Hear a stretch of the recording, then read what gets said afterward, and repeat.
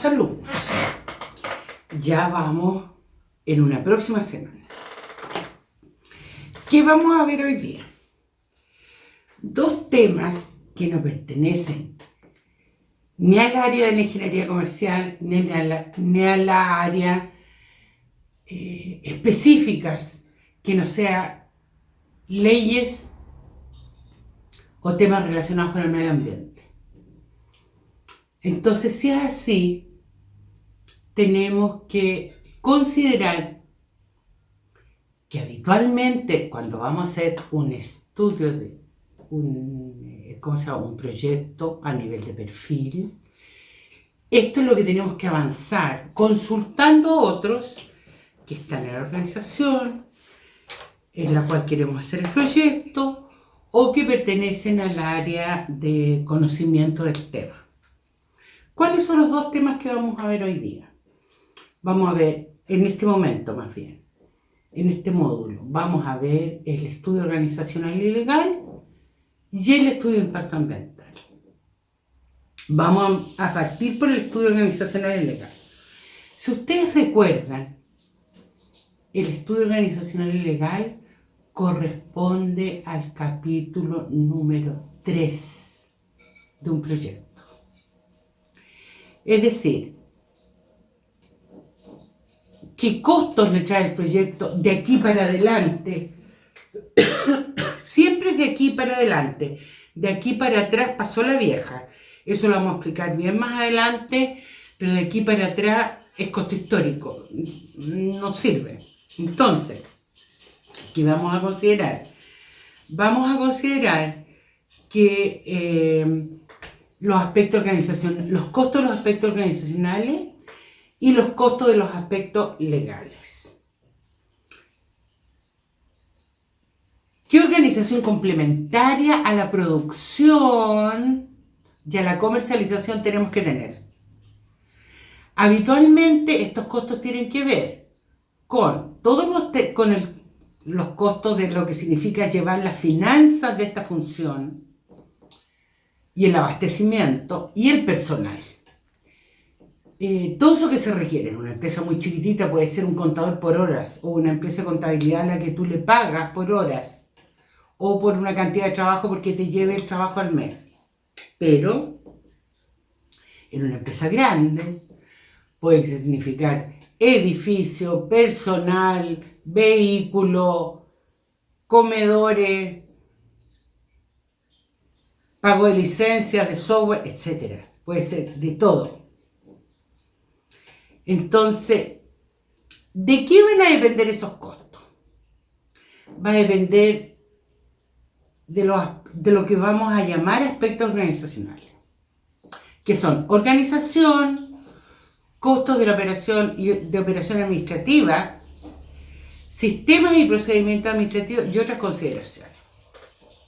También tenemos aspectos legales. ¿De qué dependen los costos de los aspectos legales? Del marco legal del país, de la institución donde estamos, porque a veces vamos a introducirnos dentro de una institución existente y esa institución tiene reglamentos, tiene funciones, tiene procedimientos que hay que hacer. Y tenemos a nivel de un país otras consideraciones legales que también van a influir mucho en los costos del proyecto.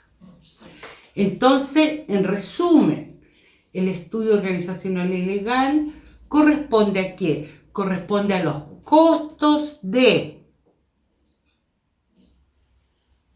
el manejo de la función financiera y abastecimiento y la función de recursos humanos dentro de una empresa. Porque la función comercialización y la función producción ya lo tenemos en capítulos aparte. Y a veces tenemos otra función dentro de la organización legal que son los que podríamos llamar servicios generales. Si es una empresa muy, muy grande como un hospital o como una industria manufacturera de un tamaño que se precia, puede tener sus propias funciones o externalizar, ¿como qué? Como talleres, almuerzos, servicios de aseo, servicios de guardia, jardinería. Todo eso le vamos a llamar servicios generales. Esa función de servicios generales que uno los puede o comprar o desempeñar internamente, también es un costo que va dentro de la organizacional y legal.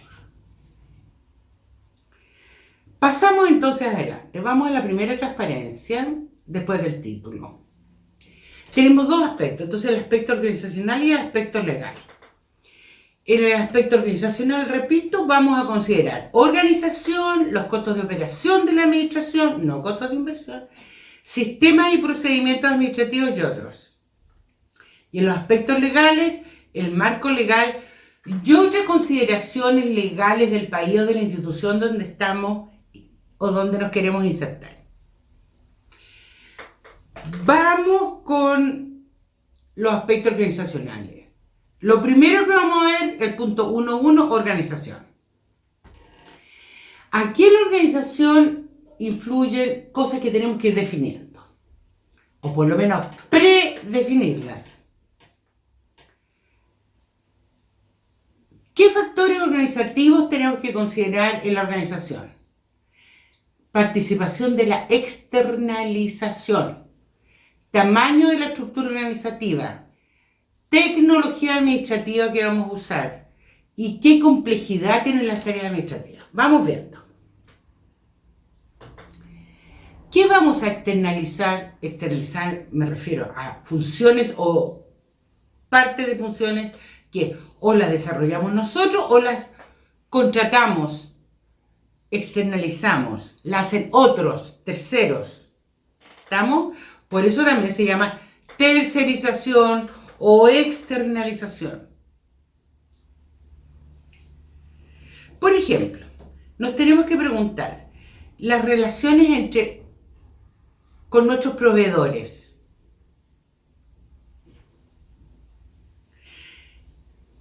¿La vamos a tener nosotros en forma directa o la vamos a externalizar? La relación con nuestros clientes, ¿la vamos a hacer en forma directa o la vamos a externalizar? Sobre todo pensando en los clientes finales. Si yo hago pan, yo voy a contratar al delivery para que me distribuya el pan, o mi propia empresa va a llevar gente que va a salir a repartir el pan en bicicleta, o la gente va a venir al mesón a buscar el pan todas las mañanas y todas las tardes. Esa relación con los proveedores y clientes tenemos que predefinirla.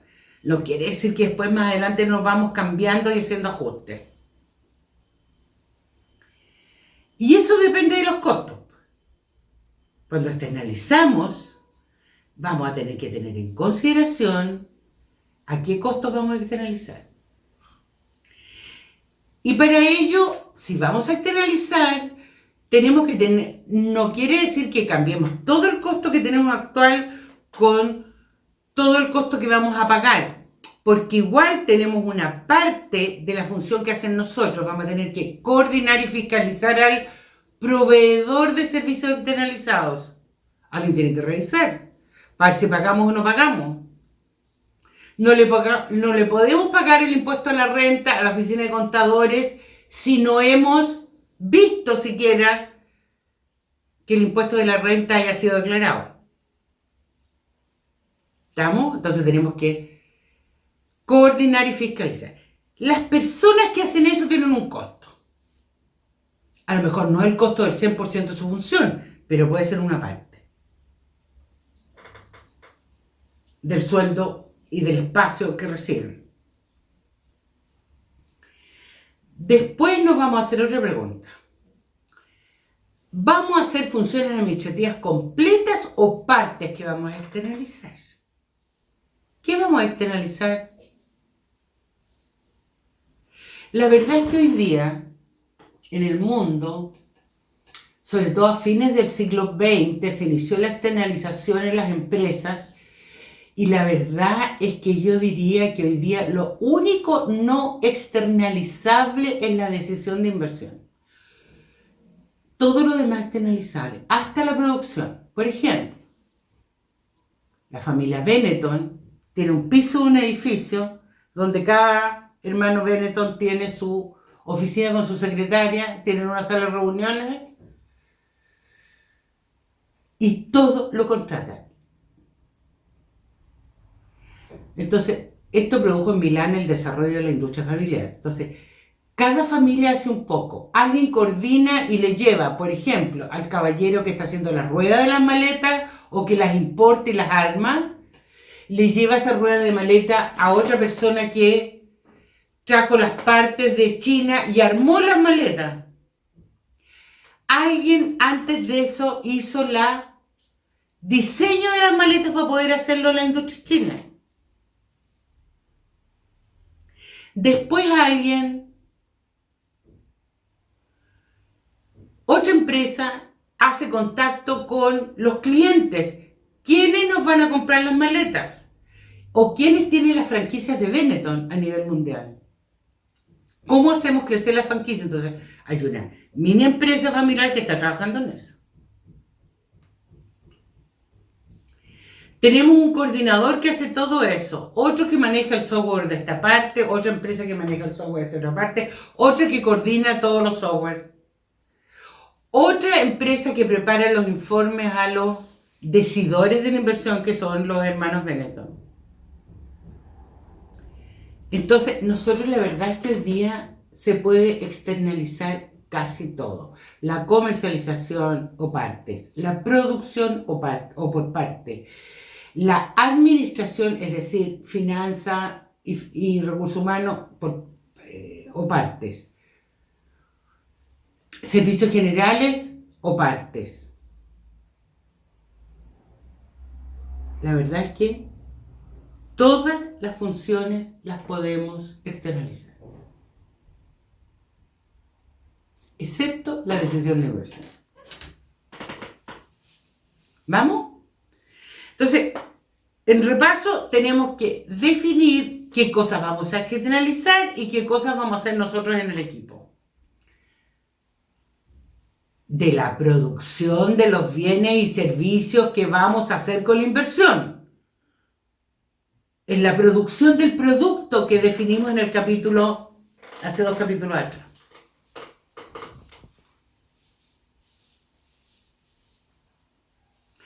Siempre aquí y anteriormente, y lo voy a seguir repitiendo hasta que terminemos esta asignatura, siempre entre con proyecto y sin proyecto.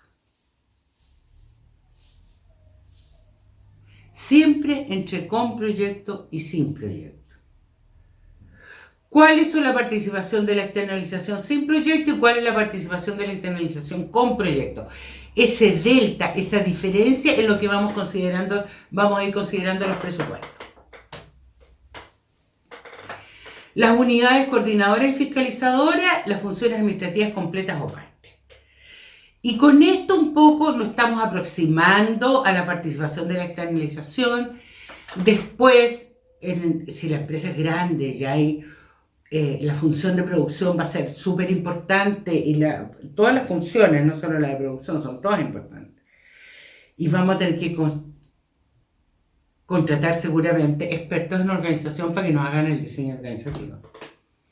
Pero por lo menos a nivel de perfil, en la etapa que estamos, tendremos que ver qué variaciones va a haber en la función administrativa de la empresa o de la industria o de la institución donde nos vamos a insertar, a producir con lo que estamos invirtiendo. ¿Vamos? Segundo, tamaño de la estructura organizativa, siempre sin proyecto respecto del con proyecto. Aquí lo primero que vamos a ver es un organigrama, que no es otra cosa que un diseño de árbol respecto de cómo suben o bajan las decisiones en el esquema de personal de una institución. Hay instituciones que son más verticales, ¿no es cierto?, como la iglesia y los ejércitos, y hay instituciones que son más horizontales, como los círculos de investigación o las instituciones de investigación. Son más redondas. Incluso los jefes turnan. Todos son jefes y coordinadores en algún momento. Son distintas formas de organización. Y el tamaño de la estructura, cuánta gente es, qué hace, qué funciones cumple. En la estructura hay otras empresas o instituciones que nos van a cumplir la función por externalización. Eso va dibujado en el organigrama, que no es otra cosa que un monito de tipo árbol. ¿Vamos? Tecnología administrativa. Si usamos algo más artesanal o más tecnología de punta, nos vamos a encontrar con distintos tamaños y diseños en los cuales va a influir el nivel tecnológico.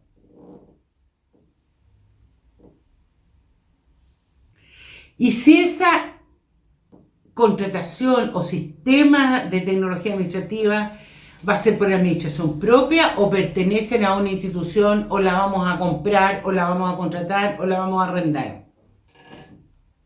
¿Vamos? Aquí tenemos que considerar los software administrativos que vamos a tener en consideración. Vamos a contratar licencias, ¿cómo lo vamos a hacer? Después vamos a ver si van a existir oficinas o no. Y si esas oficinas existen, vamos a tener oficinas ejecutivas o oficinas administrativas. Y tenemos los costos de la imagen de la empresa. Colores, sabores, tecnología, buenas app, oportunidad, confiabilidad, etc. Lo que hace la imagen de la empresa. Y eso tiene costos. Y eso muchas veces lleva tecnología administrativa. A veces no directa, pero a lo menos de control. Y en último punto tenemos que tener en consideración la complejidad de las tareas administrativas. ¿Son complejas o son simples? Y aquí, en la complejidad de las tareas administrativas, vamos a ver cuando hay cosas que siempre han sido complementarias a la administración, pasan a ser la función principal. Por ejemplo, la complejidad administrativa de las empresas de logística es importantísima.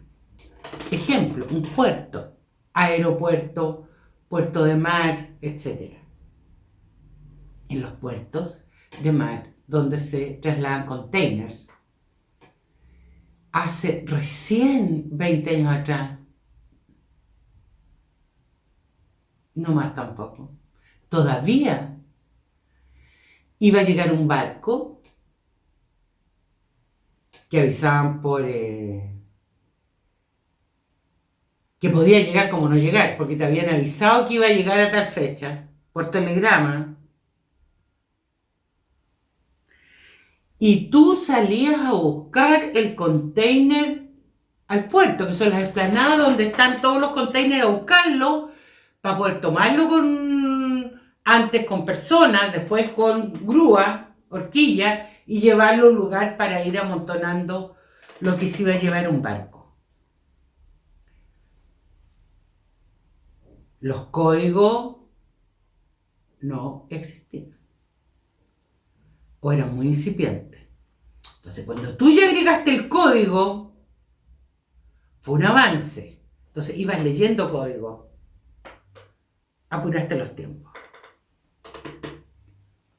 Hoy día tienes georreferenciación de los códigos.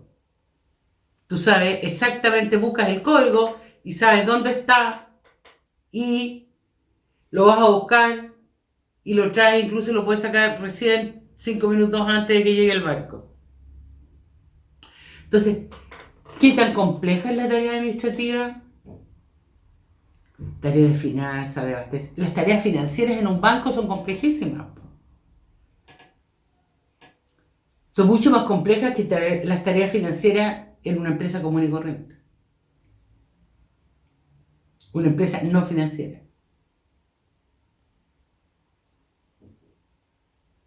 Las empresas proveedoras de personal, el manejo de recursos humanos es mucho más complejo que el manejo de recursos humanos en otra empresa, etc. Entonces, a eso me refiero con complejidad de las tareas administrativas. Entonces, esta predefinición de estos 4 puntos, participación de la externalización, tamaño de la estructura, qué tecnología administrativa podríamos usar y qué complejidad tienen las tareas administrativas, es lo que vamos a tener en consideración para efectos de definir los factores organizativos. ¿Qué costos vamos a tener de operación administrativa? Nos corresponde ahora ver los costos de operación administrativas.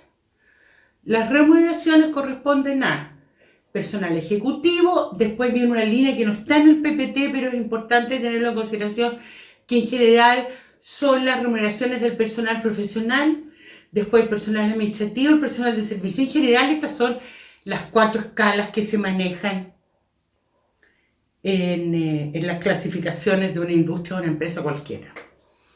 Después tenemos, para cada uno de ese listado de personal que tenemos el presupuesto de remuneraciones. ¿Qué significa el presupuesto de remuneraciones? Tenemos que, además de la remuneración bruta, incluir leyes sociales, AFP, AFC hoy día, otros beneficios que el personal tenga. Y tenemos que tener descripción del cargo, porque depende de lo que la persona tenga que hacer, son los requisitos que tiene que tener, y depende de los requisitos de su capital humano, llamémoslo así, es la remuneración que tú le vas a pagar. Además de las remuneraciones, tenemos que tener en consideración los gastos generales. En el trabajo administrativo, habitualmente hay gastos generales, en el sector público también se llaman gastos generales, que corresponde a todo lo que no es recurso humano. El pago de arriendos o adquisición de materias primas e insumos. Vamos viendo. Arriendos, mantención de edificios y equipamiento, suscripciones, seguros, teléfonos o celulares, electricidad, comisiones, viáticos, formulario y material de oficina, que eso es cada vez menos, patentes, permisos de circulación, etc. Todo eso corresponde a gastos generales. Los arriendos, jóvenes, si yo compro un edificio, ese edificio es inversión. Si yo arriendo un edificio, eso es costo de operación, no es inversión. Porque yo no estoy aumentando mi stock de capital, estoy pagándole por el arriendo a alguien que es otro, que es el dueño del capital. ¿Vamos? Y pasamos a la segunda parte de este capítulo, que es el marco legal. Tenemos que entender que el sistema legal es un conjunto normativo de un país y o territorio, que rige una sociedad, que tiene principios y directrices y tiene un orden de árbol. Por ejemplo, la raíz y los troncos, la raíz es la historia, el tronco es la Constitución. De la Constitución salen las leyes, y de las leyes salen las ramas que son los reglamentos, y de los reglamentos salen las resoluciones del Estado. Salen resoluciones y también salen ordenanzas, en el caso de las municipalidades. ¿Estamos? Existen algunos principios legales en la mayoría de los países que influyen muy importantemente en los proyectos de inversión. ¿Cómo cuáles? Como los principios y autorizaciones que regulan los bienes de la propiedad y el mercado del trabajo. La propiedad de los bienes físicos y el mercado del trabajo. Y la propiedad de los bienes que no son físicos, que son intangibles, como las patentes, por ejemplo. Esos principios y autorizaciones para el uso y el dominio de los bienes en cada país cambia. En Chile se mueven principalmente, hay una estructura que es súper importante, que es el Código del Trabajo en el caso del trabajo, en el caso del sector público, cuando las cosas no funcionan con el Código del Trabajo, funcionan con el Estatuto Administrativo y al revés. Y el Código Civil, que es el que tiene que ver con los bienes y con la propiedad. Ahora, también tenemos en la mayoría de los países legislaciones económicas y financieras. Y las legislaciones económicas y financieras tienen que ver cómo registran los flujos, el flujo circular de la renta, compra, vendo, paga, arrienda, debe, etc. Todos esos registros. Informes que hay que hacer cada cierto tiempo, por ejemplo, en el sector de la empresa privada, son los balances. En el caso, y los informes PPM, etc. En el caso de la industria pública, son los informes mensuales a Contraloría y los balances anuales. Y la postulación y ejecución de los presupuestos. También tenemos informes de impuestos, porque para que haya impuestos tiene que haber registros para saber cuánto pagas. Y tenemos impuestos al consumo, impuestos al patrimonio, impuestos a la renta. En Chile el impuesto al patrimonio casi no existe, por no decir que no existe. Tenemos impuestos al consumo, que es el IVA, y tenemos impuestos a la renta, como los impuestos relevantes. Después hay otra legislación que es muy importante en el caso de la mayoría de los países de mercado, que es la legislación antimonopolio o de la competencia. La legislación antimonopolio o de la competencia es la que trata de que si hay alguna característica en el mercado que no cumpla, lo vimos en la primera parte del curso, con las características de la competencia perfecta, bueno, entonces ya existe una institución que regula cómo se trabaja eso, como por ejemplo las superintendencias. Ustedes habrán escuchado recién, hace muy poco, que el ministro París dijo que a lo mejor se le podían poner precios de nudo a las ISAPRES, porque es poco competitiva, son no más de 6 ISAPRES importantes. Luego, no hay buena competencia, y no hay buena competencia, hay fijación de precios, hay integración vertical y hay integración horizontal. Luego, las superintendencias controlan esto y cuando haya algo que no tenga superintendencia, se hace la acusación a la Fiscalía Nacional Económica. La Fiscalía Nacional Económica acusa a los tribunales de la competencia, que ya los tenemos. En Chile hace muy poco, ¿verdad? Después tenemos la definición de la organización legal de la empresa, es súper importante. Es institución, es corporación, es sociedad anónima, es empresa de responsabilidad limitada. ¿Cuál es su organización legal? ¿O es un instituto o un servicio público? ¿Qué es lo que es? ¿Dónde está inmersa la producción que vamos a hacer? Y restricciones o regulaciones en la actividad sectorial. Le llamamos sectores, si ustedes bien recuerdan, a los ministerios y a los servicios públicos. Entonces, todos los ministerios en Chile que se precian tienen reglamentaciones. Por ejemplo, el sector pesca tiene reglamentaciones para inscribirse en el registro para poder pescar, lo que pueden pescar, cómo lo tienen que trasladar. Además tienen control de la autoridad sanitaria, etc. Entonces, hay restricciones y regulaciones para la actividad de cada uno de los sectores en el sector eléctrico. Entonces, mi recomendación es que cuando uno se mete a un sector económico donde quiere trabajar, tiene que ver si hay alguna legislación que tenga que ver con el tema. Y por lo menos hacer referencia a ella, echarle una miradita, qué contiene, qué no contiene, etc. O entrevistar a las personas que saben del tema. Hay otras consideraciones legales que tienen bastante que ver con la localización del proyecto y con el estudio técnico. Partamos con la localización. La localización, alguien tiene que hacer un estudio de localización. ¿Cuál es la localización que conviene? Pero que sea viable. Y para que sea viable, hay un abogado que tiene que hacer todo lo que es el estudio del bien raíz. Y eso significa honorarios profesionales, alguien tiene que costear esto. Si lo hacemos en la etapa preinversional, es costo preinversión. Si no lo hemos hecho, lo vamos a tener que hacer y tenemos que considerarlo en el presupuesto.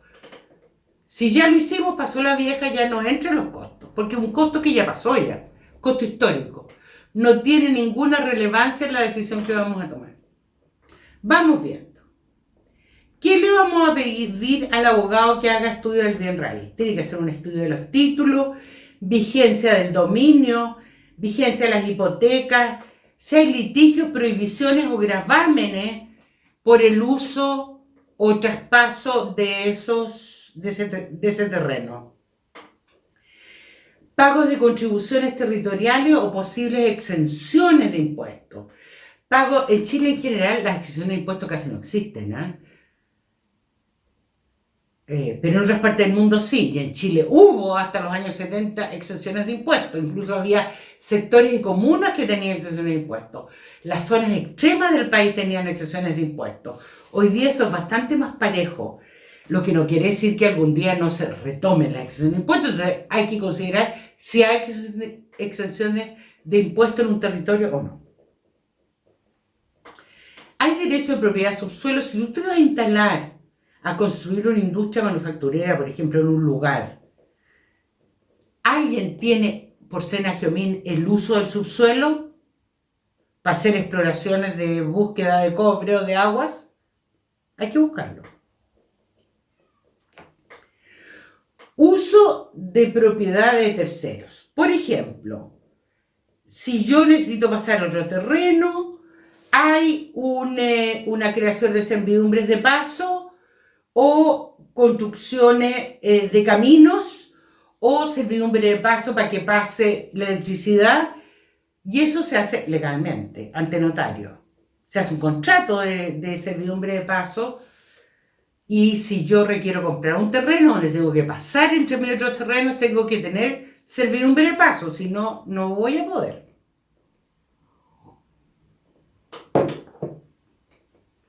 También requerimos ver si existen o es posible tener servicios públicos en ese territorio, como por ejemplo agua, alcantarillado, electricidad, telecomunicaciones, etc.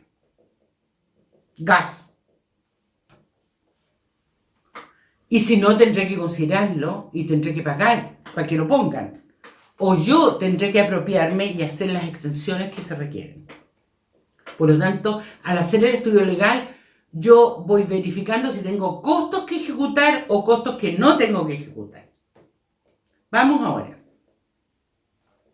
Estudio técnico. Esa en general, y los honorarios de profesionales que efectúa todo el estudio de localización. Habitualmente es un abogado, especialista en uso de suelos y cosas parecidas. Vamos. Ahora vamos a ir con el estudio técnico. Hay países que estimulan ciertas inversiones y por lo tanto, si ponen el estímulo en un lugar donde quieren invertir en ciertas cosas, entonces a lo mejor está exento de impuesto el poder importar ciertas cosas. En Chile en los años 50 y 60 hubo exención de impuestos para traer maquinaria industrial. Principalmente la compró el armo del Estado, que era Corfo, en esas décadas. Entonces, hay legislación tributaria que puede favorecer la importación de equipamiento. Hay que ver si es que hay, y si es que hay, considerarla. En Chile en general hoy día no hay. Aunque hoy día en Chile en general la importación de equipamiento o de equipos que estén autorizados a entrar al país, en general tienen casi todos un 6% de impuesto aduanero, lo que es la nada misma. También tenemos legislación tributaria y franquicias para importar o exportar equipamiento y tecnología. Hay países que lo tienen. Si alguno de ustedes se va a trabajar a otro país, tiene que considerar si en este país hay exención y franquicias, exenciones tributarias y franquicias, o incremento de franquicias y tributos para los efectos de adquirir equipamiento y tecnología.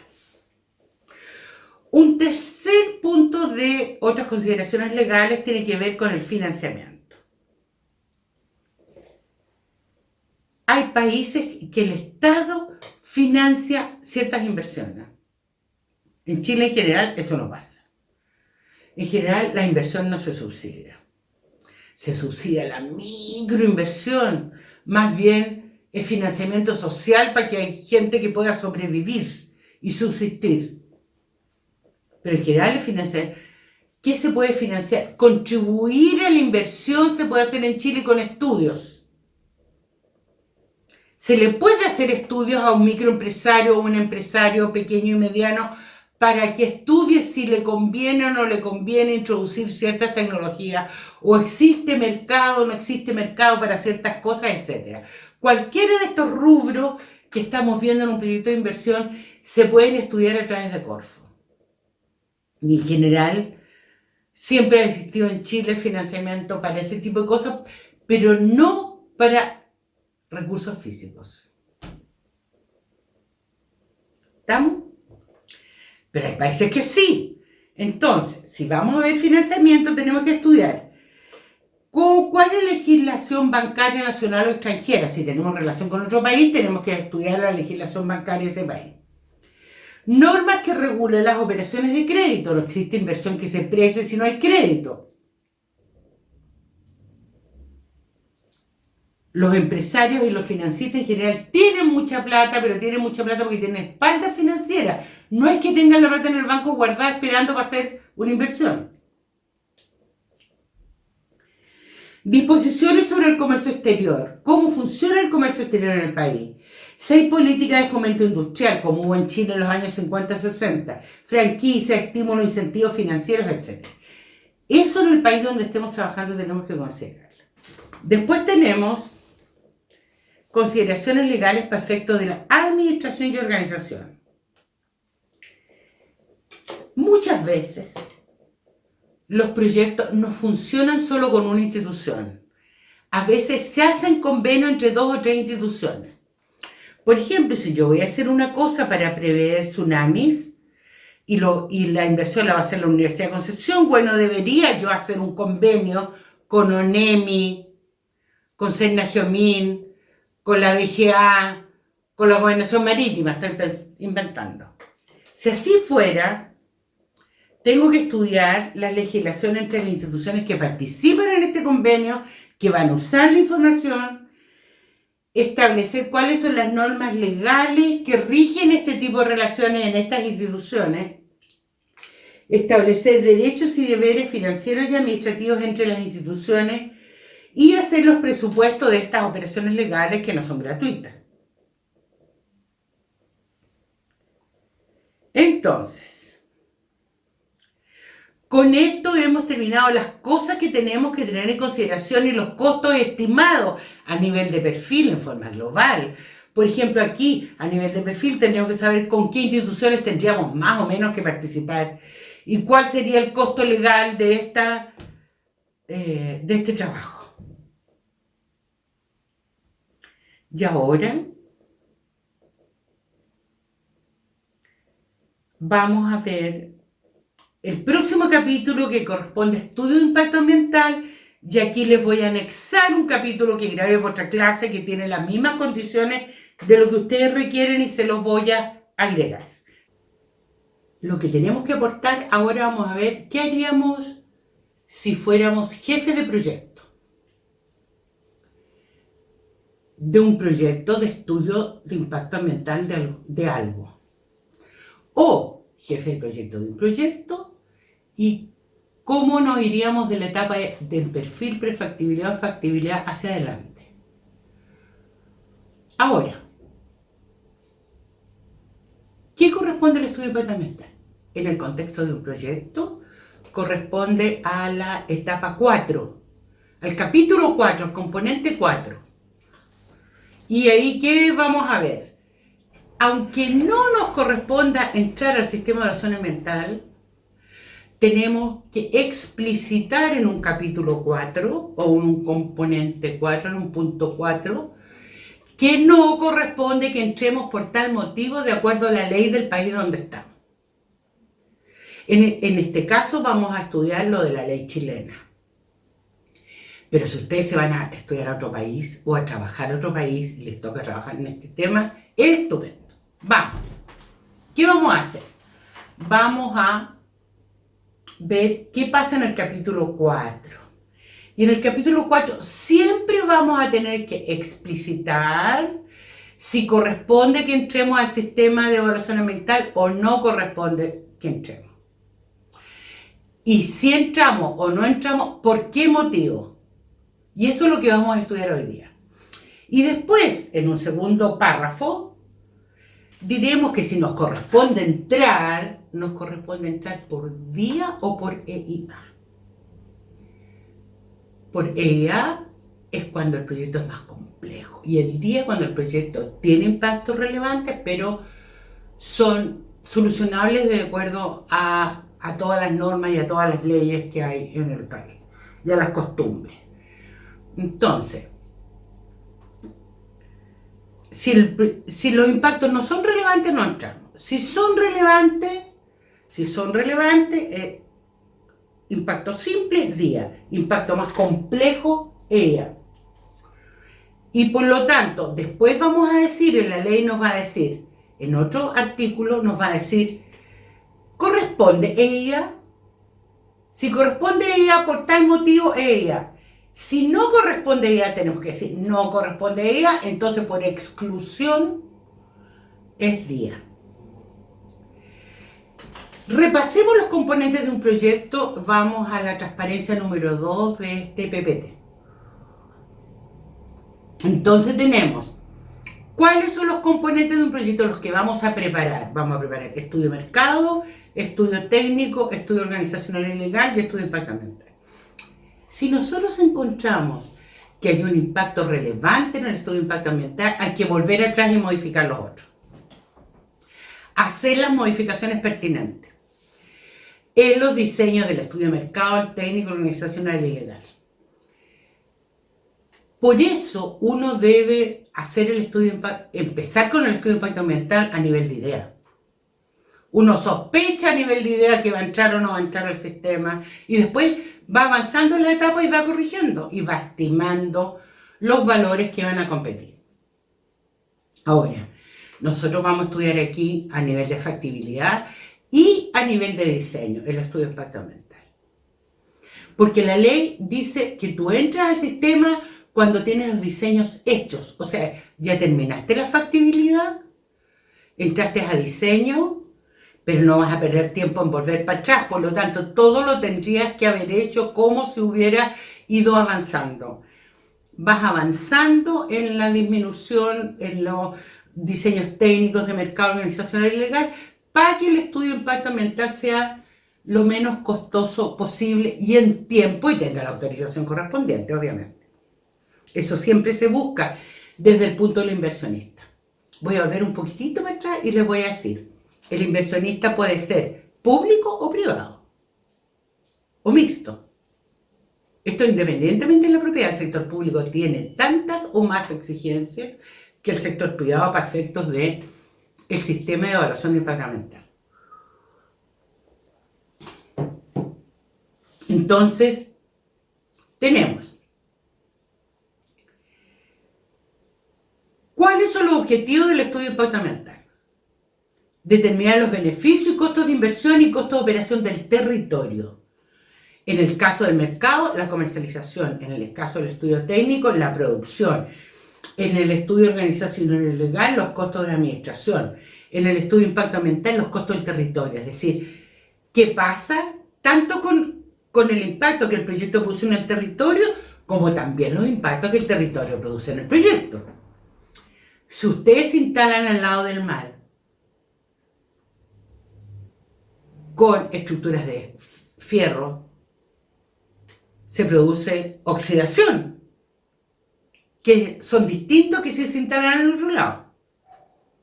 ¿Vamos? Entonces, también el territorio, tierra, agua, aire, flora y fauna y socioeconómico, tiene efectos sobre el proyecto. Es biunívoco. Sigo. En el estudio de impacto ambiental, entonces, y después de tener el estudio de impacto ambiental, tenemos sus beneficios y sus costos, vamos a hacer medición de beneficios netos e indicadores en la evaluación económico-financiera.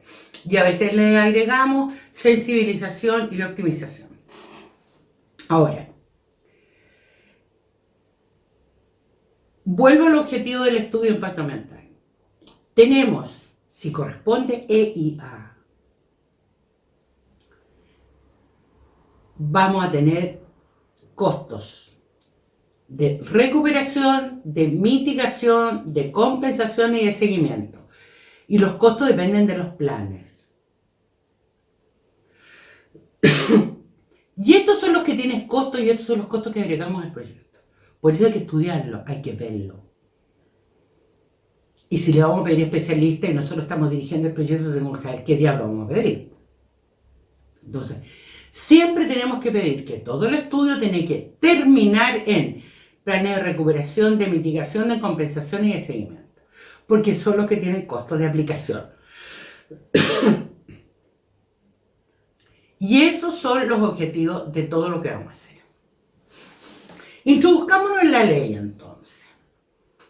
En el año 90, con la recuperación de la democracia, volvieron muchos exiliados de Europa y Estados Unidos que trajeron el tema medioambiental en Chile, porque en Chile yo ya trabajaba y no tenía ninguna conciencia del tema ambiental.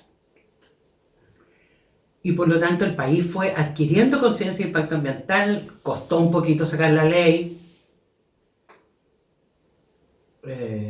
un poco bastante. Ahora, la ley que salió en el 94, como todas las leyes de base del medio ambiente, en general tocan 4 temas, a lo menos. Esta ley trata de algunos más. Vamos, conservación de los recursos naturales. Después, trata el tema de proyectos de inversión nuevos, cómo impactan el medio ambiente, que es lo que estamos viendo nosotros. Después, trata el tema de los proyectos que están trabajando, que están en operación. Son proyectos de inversión que alguna vez se hizo en la etapa de inversión y ahora están en la etapa de operación. ¿Cómo afectan el medio ambiente? Ese es otro tema, que es distinto a lo que nosotros vamos a ver ahora. Eso se ve con programa de producción limpia, que es un sistemita de incentivo al sector privado para todos estos efectos, y se ve, y el cuarto punto, el tema de los daños ambientales. ¿Qué pasa con los accidentes ambientales cuando algo pasa y queda la escoba? Sobre el medio físico, el medio biótico y el medio socioeconómico, desde el punto de vista medioambiental. Entonces, ¿qué pasa ahí? ¿Quién asume los costos de recuperación, de mitigación o de compensación? ¿Cómo se hace eso? Eso tenemos que tenerlo en consideración. Ahora, de esos 4 puntos, uno trata la ley, donde nos vamos a meter nosotros, la ley trata los 4. Uno es el reglamento de medio ambiente, que les recomiendo que lo impriman o lo tengan en forma digital. Ahora,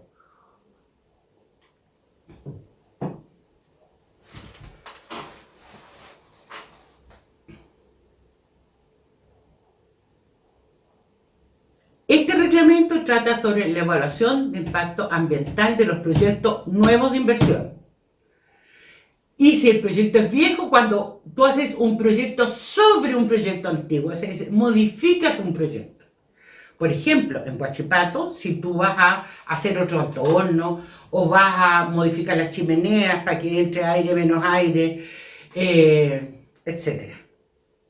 Es decir, proyectos complementarios de ampliación o de disminución de lo que está pasando. Esos proyectos también entran, que son modificación de proyectos anteriores de inversión que están en operación o que corresponde a abandono.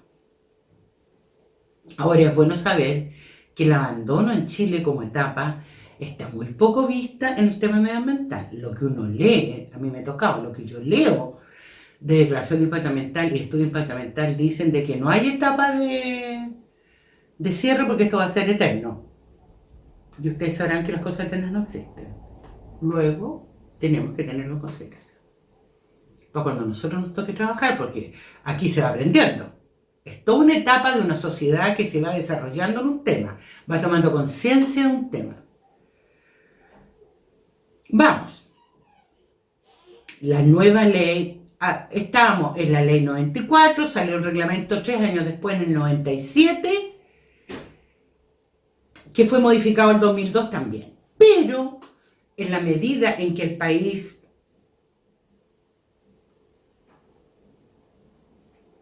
se desarrolló, fue tomando conciencia del tema ambiental, fuimos encontrando que la ley era insuficiente y se hizo una ley nueva, la 20.417, y que fue promulgada a fines de febrero del 2010, a fines de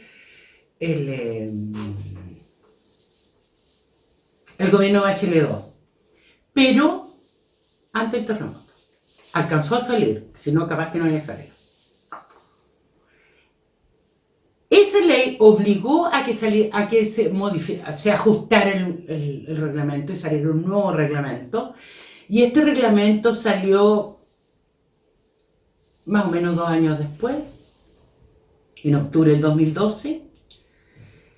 Y este es el reglamento que yo quiero que ustedes, es el decreto 40. Búsquenlo, por favor. Ya, del 2012. Imprímenlo o ténganlo digital, pero ténganlo a mano. Lo van a ver y van a hacer el mapa conceptual de este proyecto y van a tener nota de test. ¿Cuándo lo van a entregar? Después de la entrega del trabajo, a la semana siguiente. Nunca el mapa conceptual va a ser igual entre uno y otro porque todo el mundo no lee igual.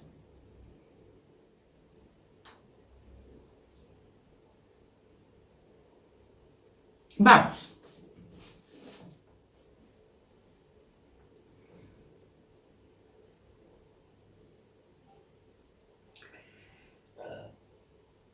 La nueva ley. La nueva ley modifica la institucionalidad en Chile que tenemos hoy día. Antes teníamos CONAMA y COREMA, que eran comisiones o agrupaciones de varios ministerios, tanto a nivel nacional como regional. Y hoy día, ¿qué tenemos? Tenemos Ministerio de Medio Ambiente, Ceremi de Medio Ambiente a nivel regional, Servicio de Evaluación Ambiental a nivel nacional y regional de todas las regiones, Comisión de Evaluación Ambiental en todas las regiones, Superintendencia de Medio Ambiente en todas las regiones, tribunales de medio ambiente para todas las regiones, pero instalados en 3 regiones, que prestan servicio cada una a varias regiones. Vamos viendo. Diferencia entre el Ministerio de Medio Ambiente, con su Ceremi, y el Servicio de Evaluación Ambiental. El Ministerio de Medio Ambiente tiene que ver con conservación, servicios ambientales, administración de parques y todas esas cosas que antes tenía CONAF. Tiene que ver con política y gestión ambiental. ¿Con qué tiene que ver el Servicio de Evaluación Ambiental? Con los proyectos de inversión nuevos. O sea, el tema de nosotros está relacionado con el Servicio de Evaluación Ambiental. Ahí se entregan los proyectos y de ahí se recibe la resolución donde te aprueban o rechazan el estudio o la declaración. Ahora, el Servicio de Evaluación Ambiental, el director del Servicio de Evaluación Ambiental es el secretario ejecutivo de la Comisión de Evaluación. La Comisión de Evaluación la preside el intendente, hay varios Ceremi y el secretario ejecutivo es el director del Servicio de Evaluación Ambiental. Tiene derecho a voz, pero no a voto. Y hace ministro de fe también de la comisión. ¿Qué es lo que hace esta comisión? Analiza y autoriza o no autoriza, avanza o rechaza y finalmente aprueba o rechaza con un instrumento que se llama RCA, Resolución de Calificación Ambiental. La resolución de calificación ambiental, este servicio la aprueba o la rechaza y tiene validez legal la resolución de calificación ambiental donde aprueba o rechaza el proyecto que presentó el titular, insisto, público o privado. Ahora, habitualmente la resolución de calificación ambiental, porque así lo presentó el titular, si es ella, tiene planes de reparación, de mitigación, de compensación y de seguimiento, esos planes, ¿quién los supervisa? Además tiene, en el caso de ella, puede tener compromisos ambientales voluntarios. ¿Quién los supervisa? Lo supervisa la Superintendencia de Medio Ambiente. Nosotros sabemos que la Superintendencia de Medio Ambiente tienen una contribución a los mercados para que estos sean competitivos. Entonces el mercado de recursos medioambientales está normado por la Superintendencia de Medio Ambiente. Ese es el papel de la Superintendencia. Lo vimos cuando vimos Estrategia Nacional de Desarrollo. Ahora, esta Superintendencia de Medio Ambiente, para que el mercado sea transparente, cada titular tiene que ejecutar los compromisos que tomó en sus planes. Antes de la ley del 2010 no había quien lo supervisara. Hoy día lo supervisa la Superintendencia de Medio Ambiente. Y lo otro que tenemos son los tribunales medioambientales que por distribución de recursos y para ser más eficiente el tema, antes existía la posibilidad de que tanto la ciudadanía reclamara, hiciera procesos de reclamación, entre ellos a la justicia, entre otros a la justicia. Y este proceso de reclamación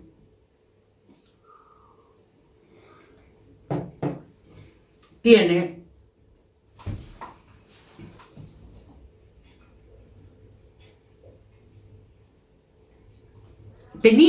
la consideración de que era el juez que te tocaba. Hoy día es el juez especialista en temas medioambientales. Entonces, para que haya especialidad, se creó esto de 3 tribunales medioambientales en Chile. El Tribunal de Antofagasta, de la región metropolitana y Valdivia.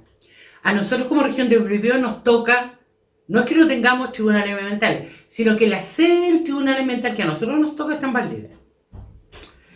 Ahí vamos viendo. Entonces, lo primero que tenemos que definir es si entramos al sistema de evaluación ambiental o no nos compete entrar. Entonces redactamos un párrafo donde vamos a decir si nos corresponde entrar o no nos corresponde entrar, y está en el artículo 3 del reglamento del sistema de evaluación de impacto ambiental. Después de eso nos corresponde ver si nos corresponde entrar, nos toca operación o nos toca una curación simple de la herida. Si nos toca operación nos vamos a ir a pabellón. Entonces la ley no dice cuándo te toca herida, sino que dice, si no le corresponde pabellón, le corresponde ir a que le cure la herida. Un pabellón ambulatorio simple. Si tiene que ir al pabellón complejo, entonces, ¿qué es lo que va a hacer? Le toca una operación grave, entonces va a ir a estudio de impacto ambiental. Y la ley te dice después, en varios articulados, dónde corresponde que vayas tú. Si estás ahí, tienes que ir al estudio de impacto ambiental. Si entraste y no te toca estar ahí, entonces te toca declaración. Vamos. Ahora, por exclusión sabemos que nos toca declaración. Y eso se explicita, se redacta, se copia. Artículo tanto dice que entramos. Artículo tanto dice que no nos corresponde EIA. Luego nos corresponde DEIA. Y hay que poner todas las razones. Si tenemos una razón o tenemos 2 o 3 o 4 por los que podríamos entrar o por los que podríamos tocar de EIA. Hay que explicitar todas las razones, no basta una. Vamos ahora. Vamos a tratar de hacer la anatomía a una declaración de impacto ambiental. Les voy a pedir que se metan al sistema de evaluación de impacto ambiental, que es el maestro de todos los proyectos de impacto que tienen, que están en el sistema de impacto ambiental en Chile, y busquen una declaración cualquiera que esté aprobada y la revisen, para que tengan de muestra una, hayan visto una en sus manos, ¿ya? De acuerdo a la ley y al reglamento, ¿qué lleva la declaración de impacto ambiental? ¿Qué es primero? Es un documento descriptivo de un proyecto o actividad que le permite a la CONAMO, a la COREMA antes, hoy día al Servicio de Evaluación Ambiental y a la Comisión de Evaluación, evaluar que el proyecto se ajusta a las normativas ambientales vigentes. Si se ajusta, ¿cómo sabemos que se ajusta? Porque vamos a tener los permisos de todos los servicios públicos que tienen que ver con cosas del proyecto, y todas esas cosas de servicios públicos que tienen que ver con el proyecto es lo que vamos a tener en consideración. Y cuando se trate de servicios públicos, es lo que en el sector público se llama sectorial. Las cosas son o sectoriales o territoriales. El gobierno regional es territorial. El Ministerio de Vivienda en la región del Biobío es sectorial. El Hospital de Los Ángeles es sectorial. La CONAF de Arauco es sectorial. ¿Estamos? Entonces, los servicios sectoriales son todos los que nos competen. Ahora, la declaración de impacto ambiental o DIA, aquí usamos muchas siglas, como los franceses, somos copiones de los franceses en administración pública. La DIA puede incorporar compromisos ambientales voluntarios. Por ejemplo, yo puedo decir que yo voy a hacer un complejo de colegios y en el complejo de colegios voy a plantar araucarias. Tengo un compromiso ambiental voluntario.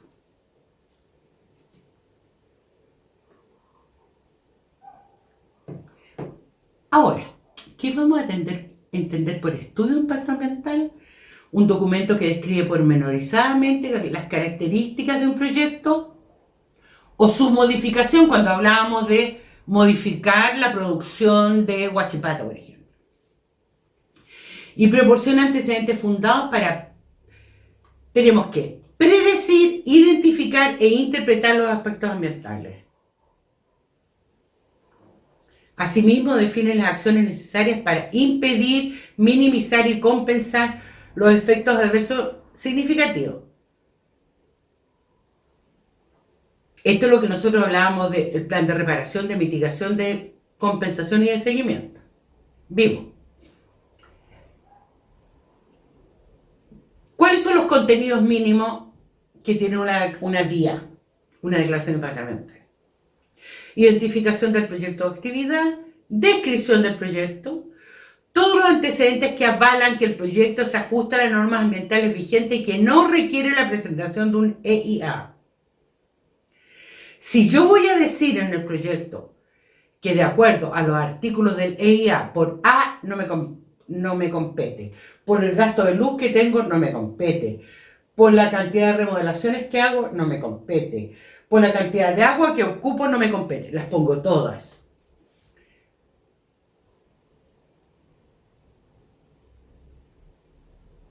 Y tengo que tener los permisos sectoriales si es que corresponden y los pongo como anexo. Después vamos. Punto D, de la transparencia. Antecedentes necesarios para acreditar el cumplimiento de requisitos sin contenido de los permisos ambientales sectoriales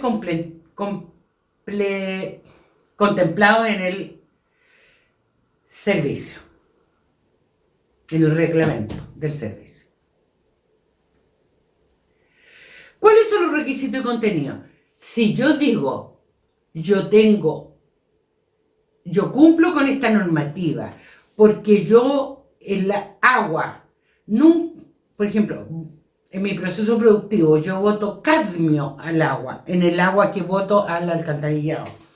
Y la norma de efluentes al alcantarillado me dice que puedo botar hasta 5 gramos por 10.000 litros, y yo estoy botando 1 gramo por 10.000 litros, tengo que presentar el examen de eso, el examen de laboratorio.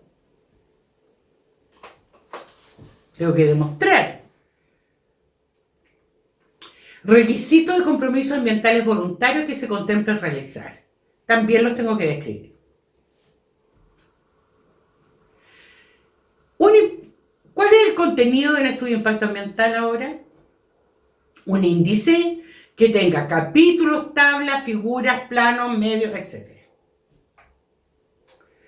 Un resumen de más o menos unas 30 páginas, de no más de 30 páginas, donde vamos a hablar de todas las partes mínimas y las no mínimas que haya puesto yo, que son las siguientes. Punto C, descripción del proyecto, que incluye nombre, quién es el titular, objetivos del proyecto, localización. Aquí viene la parte más importante según yo. Acciones y obras físicas del proyecto y superficie. Monto estimado de la inversión y vida útil. Cronograma de actividades. Justificación de la localización. Chiquillos, esto para todas las etapas. Las acciones y obras físicas del proyecto es para todas las etapas. En la etapa de levantamiento de información o preinversión, en la etapa de inversión propiamente tal, cuando estamos en la etapa de diseño y construcción, en la etapa de operación y en la etapa de abandono. Para todas las etapas.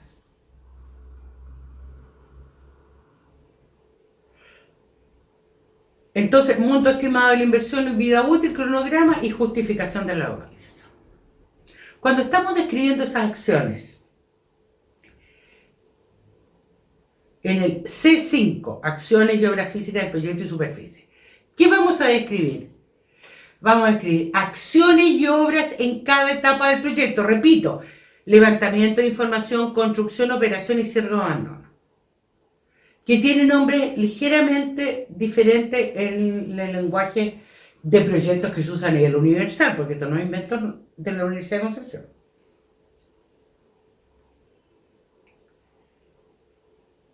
La descripción de las acciones y obras tiene que considerar su relación con posibles impactos ambientales. ¿Qué efectos genera? ¿Qué características o circunstancias, de acuerdo al artículo 11 de la ley y en concordancia con el punto anterior? Y vamos a describir plan de cumplimiento de la legislación ambiental aplicable, en el punto D. Descripción pormenorizadamente de efectos, características y circunstancias del artículo 11 de la ley que origina la LEA.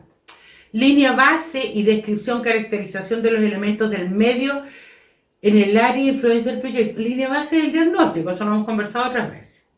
¿Ya? La línea base es el diagnóstico de los medios, en qué condiciones estaban y qué se hacían y para qué se usaban. Siempre sin proyecto respecto al comproyecto. Ya lo hemos conversado varias veces. Por medio ambiente se entiende medio físico, biótico, socioeconómico. La ley agrega construido y paisaje, y nosotros los economistas lo agregamos en socioeconómico, porque el ambiente construido y los paisajes son parte del disfrute y de los servicios ambientales que se prestan a los seres humanos. Vamos al punto E. Predicción y evaluación del impacto ambiental del proyecto, incluyendo las eventuales situaciones de riesgo. Hay que hacer un plan de riesgos. Habitualmente aquí, en el equipo, cuando hacemos estudio de impacto ambiental, se contrata un prevencionista de riesgo. Y tiene que hacer tanto el riesgo para la obra como para el medio, el territorio donde estamos. Después, predicción y la evaluación se efectuará por medio de modelos. Aquí tenemos que pronosticar qué diablos va a pasar si las cosas son así. Tenemos que hacer modelos, simulaciones, mediciones, cálculos matemáticos. Cuando no podemos hacer evaluación cuantitativa, hacemos cualitativa. Aunque en la práctica se partió en Chile los años 90 haciendo casi pura evaluación cualitativa. Se ha ido agregando hoy día evaluación cuantitativa, según yo, no lo suficiente. Pero nosotros podemos, porque esto hay que ir introduciendo cultura también. Ustedes saben que lo excelente es enemigo de lo bueno, no se hace nunca. Entonces tenemos que hacer evaluación cualitativa y transformarla en evaluación cuantitativa.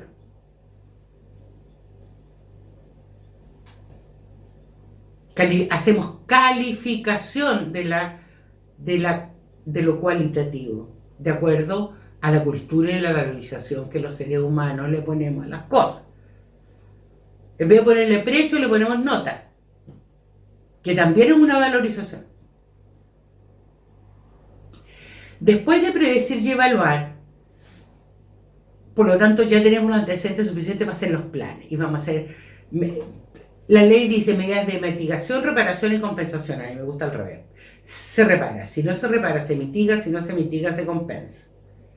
Y después hay que hacer un plan de seguimiento en el punto H de las variables ambientales relevantes.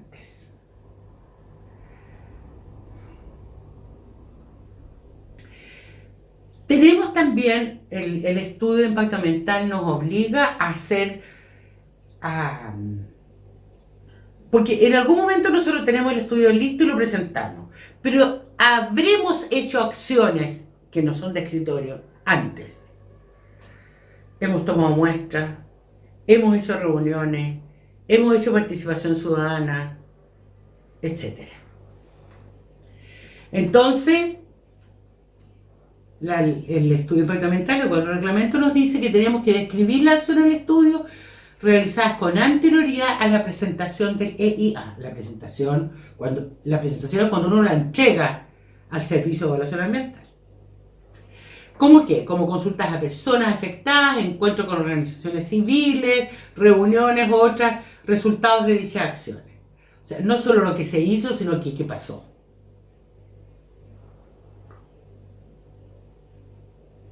Los especialistas en esto son los sociólogos, ¿eh? Por si acaso. Nosotros también debiéramos aprender un poco de esto, si no lo hemos hecho. Los que saben de marketing debieran saber de esto y ir desarrollando la práctica en esto. Vamos. Tenemos que poner un apéndice, a veces otro mamotreto, que contenga informes de laboratorio, legislación detallada, estudios específicos, mapas, tablas, etc. Todos los anexos. Pero hay un anexo que es el último y es el importante porque hay responsabilidad legal de los profesionales, donde los profesionales que participaron en el estudio tienen que llevar a lo menos nombre, rol, profesión, tema que desarrollan, etc. Porque hay responsabilidad legal. Ahora vamos a aprender que cuando nos preguntamos DIA o EIA, describimos los efectos, características, circunstancias de los artículos 5 al 11, para que ustedes le echen una miradita. Nos vamos a preguntar, ¿cuánto cuesta esto en general para los proyectos? Proyectos de tipo mediano, que no sean ni gigantes ni minúsculos. Una línea va, primero, el estudio de impacto ambiental, esto no es declaración, estudio de impacto ambiental. En general hay que redactar línea base, evaluación de impacto, medidas de mitigación y estrategia de gestión, plan de monitoreo, redactar la participación ciudadana, redactar la introducción y el resumen ejecutivo. Entonces,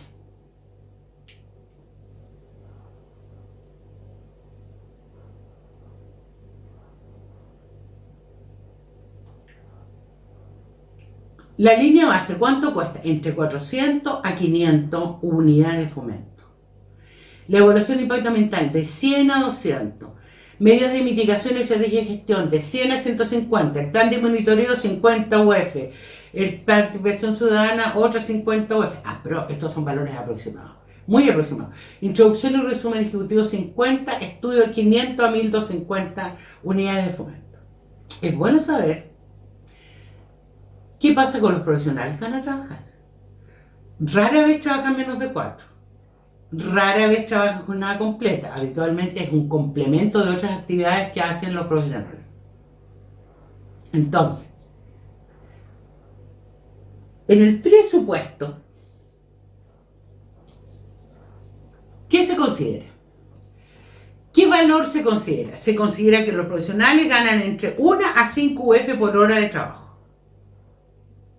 Pero esa no es la plata que reciben, eso no es lo que ganan. Eso es lo que cobra la empresa por hora profesional. Pero habitualmente va 1/3 para el profesional, 1/3 para los otros gastos complementarios, viáticos, almuerzo, etc. Y materiales, etc. Y 1/3 para la empresa. Eso más o menos la distribución que pasa con las platas que se hacen sobre la base de las horas profesionales que se requieren para hacer el estudio. Ahora vamos a ver, tenemos 2 transparencias nos quedan en este punto. La primera transparencia es la que nos da el diagrama de procedimiento, que ya lo hemos visto, ahora lo vamos a repasar con un poquitito más de detalle, muy poquito más, para otras formas de inteligencia que podemos tener entre nosotros. Vamos a ver el diagrama de procedimiento de si nos corresponde entrar o no nos corresponde entrar, y si nos corresponde entrar, cómo nos corresponde entrar. Si entramos, lo vamos a ver, si nos corresponde entrar al sistema, desde que entregamos el estudio o las guías. Ese es el procedimiento que vamos a ver en el próximo diagrama. Este diagrama. Me pregunto, ¿debo ingresar al sistema de evaluación mental? ¿Sí o no? Si debo ingresar, lo voy a ver el artículo 3 del reglamento. Si no debo ingresar, tengo que preguntarme si me corresponde entrar en forma voluntaria. Puede que haya sobre la palestra algunos temas relevantes que no están en la ley, que la ley rechace esto que nosotros vamos a hacer. O sea, que la ciudadanía políticamente lo rechaza, entonces a mí, a lo mejor, para poder trabajar con la ciudadanía y poder ejecutar el proyecto, lo voy a hacer en forma voluntaria. Si lo hago en forma voluntaria, entro al sistema. Si no, permisos sectoriales que tenga que pedir. Si tengo que pedir permiso a la municipalidad para construir, si tengo que pedir permiso a salud para vender alimentos, etc. Lo que tengo que pedir, lo tengo que pedir de todas maneras. Esto es un adicional. Ya. Entré. Me pregunto ahora, ¿me corresponde EIA o día? ¿Dónde lo voy a ver? En el reglamento a continuación. ¿Vamos? Habitualmente el título 2 del reglamento. Ahora, ahí me respondo si me corresponde EIA. Y por exclusión, si no me responde EIA, me corresponde día. Si me corresponde día, ¿qué voy a hacer? Preparar términos de referencia. Si el proyecto es fácil, simple, y yo estoy a cargo y me toca hacerlo habitualmente, lo redacto un par de páginas y lo hago y entrego el día. Pero si yo lo tengo que contratar, tengo que hacer términos de referencia. ¿Qué son los términos de referencia? También algunos le llaman en los contratos bases técnicas. Es decir, ¿qué le voy a pedir al consultor que le voy a pedir que me cotice? ¿Qué le voy a pedir en contenidos, tiempo y valores? Y garantía. Todo eso tiene que ir en los términos de referencia. Vamos a aprender a hacer términos de referencia. Por lo menos la parte técnica. La parte administrativa ahí vamos a ver otro poco. Entonces, elaboro los términos de referencia del día solo si la complejidad del proyecto lo justifica. Si lo puedo hacer yo, lo hago yo. Se elabora la día. El tiempo que demora una día depende de la expertise y la productividad del profesional que lo está haciendo. Y tanto con la día lista, con un oficio conductor, una carta que firma el titular o su representante, se presenta al Servicio de Evaluación Ambiental. Desde que presento la resolución al Servicio de Evaluación Ambiental, tengo 60 días más 30 ampliables de días hábiles para que me contesten. Si me contestan antes mejor, pero ese es el plazo máximo. Vamos por el otro lado. Vamos con una EIA. Aquí siempre tiene que ser lo otro. Siempre. ¿Por qué? Porque los EIA, Evaluación de Impacto Ambiental, existen consultoras registradas en el Servicio de Evaluación Ambiental para poder hacer EIA. Ustedes pueden formar a una consultora y registrarse, cumpliendo los requisitos que les piden. Pero si no están registrados, no lo pueden hacer. Entonces, se elaboran los términos de referencia para poder contratar a la consultora que me va a hacer el estudio de impacto ambiental. Mi experiencia es que esta cosa dura mínimo 6 meses, hasta 1 año y medio, y 2 años también. Y tenemos elaboración del EIA. Se elaboran los términos de referencia. Elijo la consultora de las que me presentan presupuesto. Elijo la consultora. ¿Qué me lo va a hacer? Me lo hace. Y el EIA ahora lo tengo que presentar al sistema de evaluación ambiental. ¿Ya? Aquí hay un tips que hay que saber. Cuando ustedes contraten un EIA, contrátenlo habitualmente con la aprobación. Contraten en la evaluación de impacto ambiental y pago con pueden hacer adelanto, pero el pago final después de la aprobación del sistema de evaluación ambiental. Si no, las consultoras los pueden dejar a medio camino. Y eso será muy caro.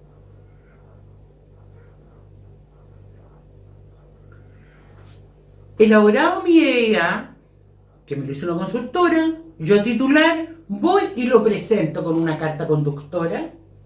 Una carta de tal fecha, a lo mejor en mi empresa tenemos números, qué sé yo, y la presento al SEA, Sistema de Evaluación Ambiental, al Sistema de Evaluación Ambiental, al Servicio de Evaluación Ambiental, la presento y de ahí para adelante empieza a correr el tiempo. Y corren 120 días hábiles más 60 ampliables para que me contesten. Muchas veces, y casi siempre, si yo trabajo en la maleta y más o menos más, los profesionales del SEA te van a preguntar cosas. La fecha entre que te preguntan y tú contestas no se cuenta. Sale de los 120 días y los 60 días ampliables. Porque si falta información, te pueden pedir, por ejemplo, recuerda, a ver, un ejemplo, Nueva Aldea, en el camino a Chillán, por la ruta de Litata, todo ese sector del complejo forestal. Son 5 industrias en un lugar. Es un complejo. Bueno, recuerdo que una de las veces que se pidió más información, una de las tantas veces que se pidió más información, se pidió información sobre los vientos. Los vientos con contaminación, ¿a dónde llegaban? Y se demostró que llegaban a la parte sur de Chillán. Es decir, Chillán Viejo.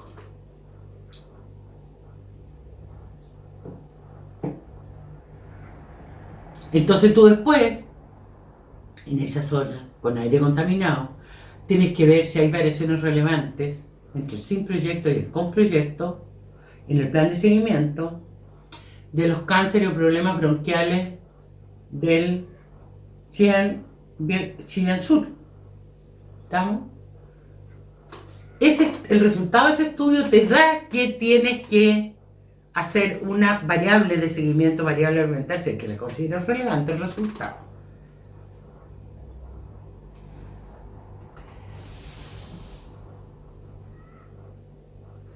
Entregamos el documento al sistema y ahora nos vamos a la última transparencia. El procedimiento. El titular del estudio presenta su EIA o su DEA. Va y lo entrega. En 5 días hábiles, el SEA te tiene que contestar si es admisible o no es admisible. Si te admiten para evaluación, si corresponde o no corresponde. O si tú plantaste un DEA y te correspondía un EIA o al revés. Hay un examen de admisibilidad. Junto al examen de admisibilidad, el titular tiene que publicar para conocimiento de la ciudadanía, en la prensa local o nacional, un extracto del EIA cuando corresponda. Un extracto, un pedacito, una columna así, de qué se trata, cómo se trata, y qué se está trabajando en eso, etc.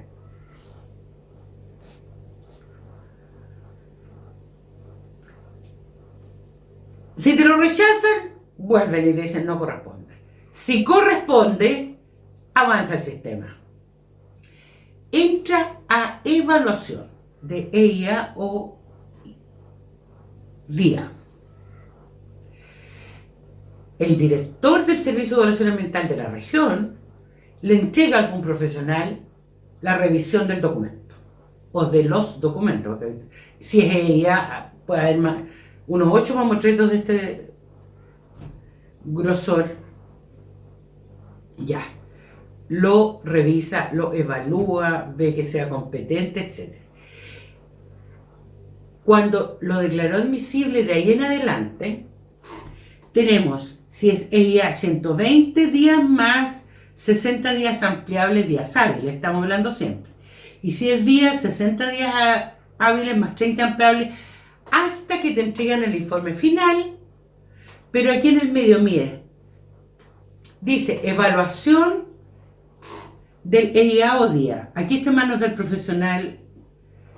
¿Y qué te dice? Hay situación de aclaración sobre el EIA, puedes solicitar aclaración, porque falta información. El titular contesta. Obviamente le pide la pega a la consultora que le está haciendo el estudio, pero contesta. Ese tiempo que está entre que se solicita la aclaración y se contesta, ese no cuenta. ¿Estamos? El titular se puede demorar lo que requiera para hacer el estudio. Cuando presenta las declaraciones y se terminan estas informaciones, se presenta un informe técnico final que presenta el SEA. ¿A dónde? A la Comisión de Evaluación Ambiental, que antes se llamaban COREM y CONAMA, hoy día se llaman Comisión de Evaluación Ambiental. Y se le propone a la comisión resolución. La comisión la puede cambiar o puede aceptar lo que le propone el Servicio de Evaluación Ambiental. Habitualmente se vota. Ya. Y se dicta una resolución de calificación ambiental de aprobación o de rechazo. Y esta calificación se llama RCA. Esta es una sigla también relevante. Resolución de calificación ambiental. Y aquí, tanto la ciudadanía como el titular pueden reclamar a la justicia. En este caso, a los tribunales ambientales. En el caso de la inversión pública, es súper importante saber que previo a la ejecución del proyecto, esta resolución tiene que pasar al MIDESO o al ACERPLAC, al Ministerio de Desarrollo Social o al ACERPLAC, es un departamento de evaluación social, para que den fe de que fue resuelto y por lo tanto se puede ejecutar para que le otorguen los fondos suficientes, tanto en el Ministerio como a nivel del gobierno regional.